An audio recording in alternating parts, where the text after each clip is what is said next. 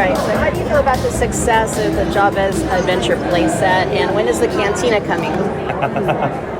We're thrilled with the success of the Java's playset. Definitely something where the response to it's been awesome. It's definitely kind of a teasing into actually doing something with playsets that we really haven't been able to do in a while, and ultimately using the vintage collection to kind of be the front for that.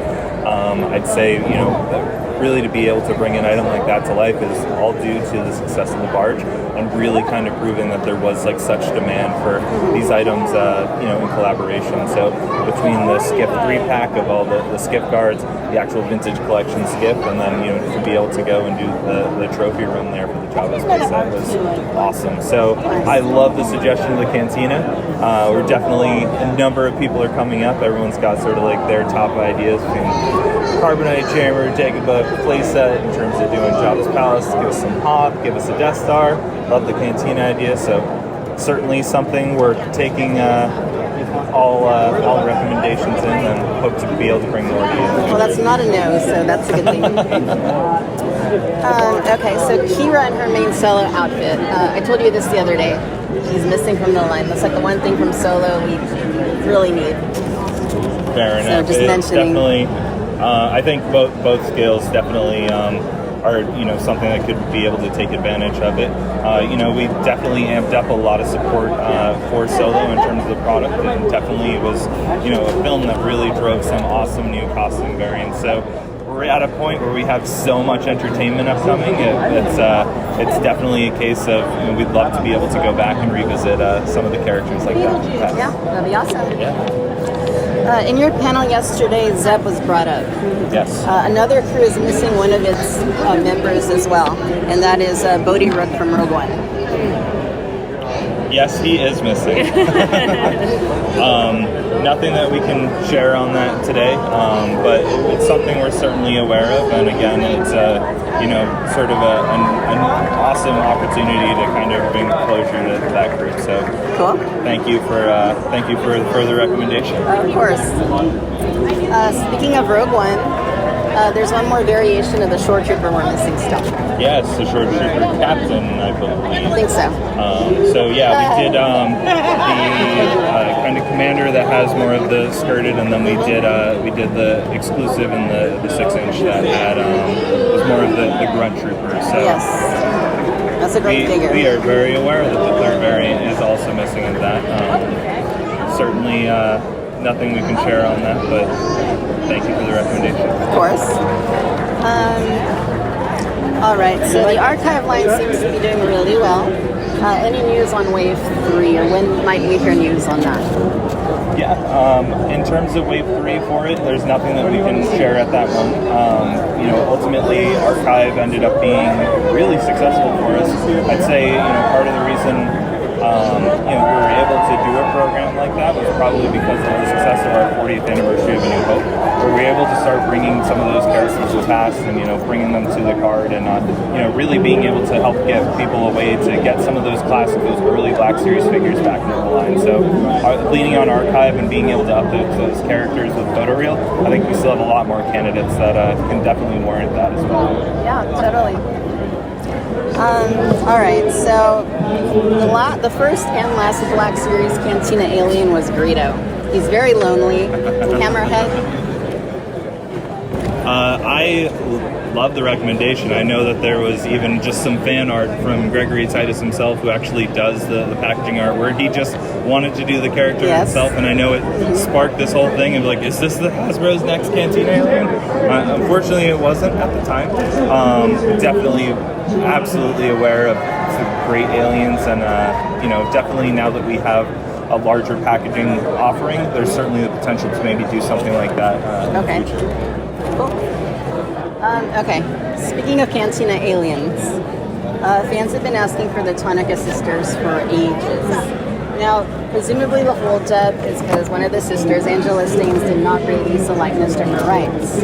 However, she was on my podcast last year, and then we met up in person. That's her right there. Oh, awesome. Look at that. She now says that she is willing to sign the release.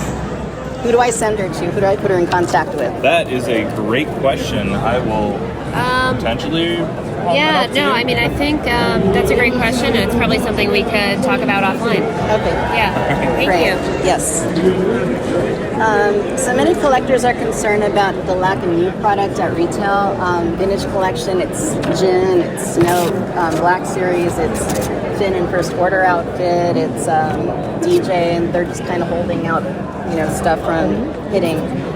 I don't think the yak face has been reported in retail anywhere. Are you taking any action to resolve the issues of these older products kind of hanging around? Yeah, we're always working with our retailers to make distribution better and get those figures that fans want out there. And a lot of our retailers with their .com sites as well help make it easier to find the figures that you're looking for, but we're aware and we're always trying to make that better. Okay. Would you consider another special action figure pack with Cantina aliens and Kenner colors? Interesting. On Yeah, we haven't 2020. done anything with that in a while, at least for the vintage collection in terms of doing the Kenner colors. We did just do the Black Series 6-inch Boba Fett, which was a pretty successful item here in San Diego. People seem to like it. And I think one of the last ones we might have done was actually, I forget if it was San Diego or a Celebration exclusive, which was the Forlom Zuckus switched, and they were actually shot in the Kenner colors themselves. So that's actually one of the new requests we haven't been hearing a lot for. So if there's demand for that, I think we'd absolutely love to be able to support something. Great recommendation. And if you could only make one more Black Series and vintage figure, who would they be? Oh my gosh, Can I say that? it's quite a question. That's to bring that line to the end. I don't know. There's stuff because there's personal favorites. There's ones that I think I'd be expected to do, like maybe a Zep. I think something I would love to do is certainly something big, bold, dangerously huge, like potentially doing something like a Rancor. I'd love the idea of doing, a big thing that could potentially be successful. It's a project for HasLab, so there's demand for something like that. We want to hear it because we would love to do it. And vintage collection. Vintage collection.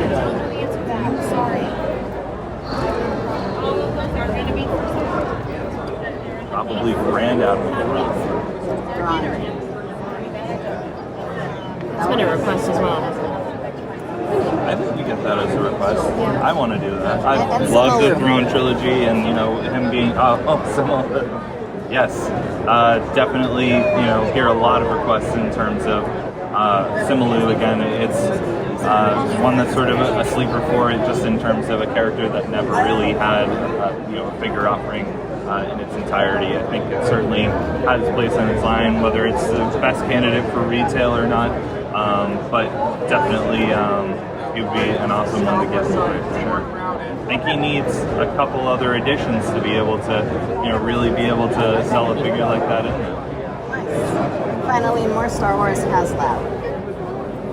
Is that a question or just a request? Both. Yes, we'd love to. Yeah, it's been a question we've gotten a lot today, and obviously with the success of the sail barge, people are wondering if there's more. And right now, with HasLab, we've expanded to some other items because it's obviously Hasbro wide, but we keep hearing that question from people, so definitely know that there's a desire to continue. The big thing with HasLab is, because it is sort of agnostic to Hasbro, there's so many other brands that can take advantage of it, and we have collectors that collect across multiple brands. So being able to support that so that there's not too many HasLab items going on where they're kind of competing for popularity in terms of what people can actually put their money behind to fund, but also not just making it too overwhelming for the collector community to kind of have to make those choices, because in many cases we want them all. The Unicron is the first time I'm seeing it here. I think I'm pre-ordering that today. So it's they're incredible items, and that's what HasLab is set up to do, is really be able to bring those dream items to life. And I would say we certainly can expect to see Star Wars get some love again in Hasbro, definitely in the future. Really cool. Yeah. I love my centerpiece. Absolutely. It's a great one, just because it's very displayable. Like, Sure is. you know, it fits on a shelf, and Or a coffee table. It fits on a coffee. It could be a coffee table. That's right. But ultimately, I think a big part of it is the volume of space it takes up. You can fill that with the volume of figures, as we've kind of done here. There's quite a few figures that fit appropriately on the barge itself. Great. Well, hey, thank you guys so much. Thank you you. for having us.